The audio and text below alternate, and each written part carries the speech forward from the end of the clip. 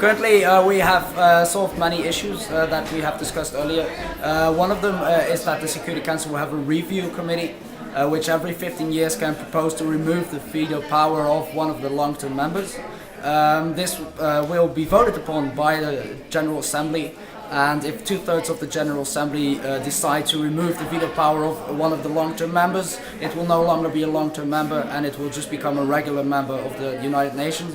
And in this way we hope to ensure that countries that misbehave or are no longer one of the most powerful and most eminent countries among all nations are actually, well, it's possible to remove their veto power.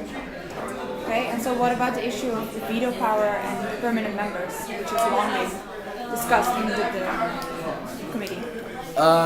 Currently, the phrase permanent member is abolished. We are currently referring to long-term members.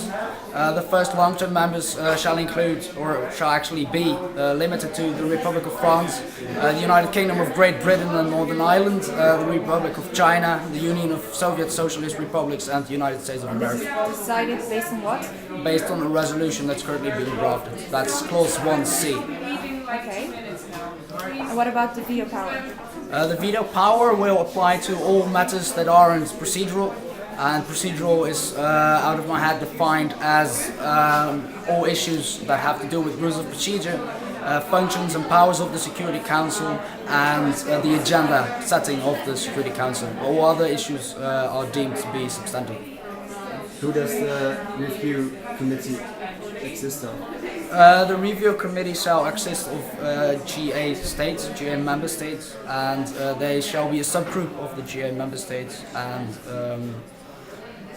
it's up to the GA to vote, elect those countries into the review committee. However, it's important to realize that the review committee can only propose and review. It doesn't have actually any legislative powers.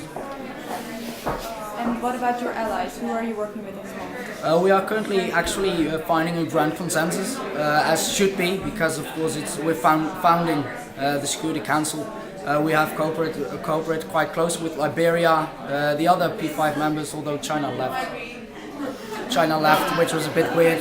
And also Sweden and Egypt have been very cooperative and have provided great clauses for the resolution. Do you see the end of the resolution coming near or not at all? That could be done within an hour. We have almost finished it. We currently will maybe entertain one or two amendments, after which the resolution will be voted upon, and probably we will all vote in favor. Okay, well, thank you for your time. You're welcome. It was great.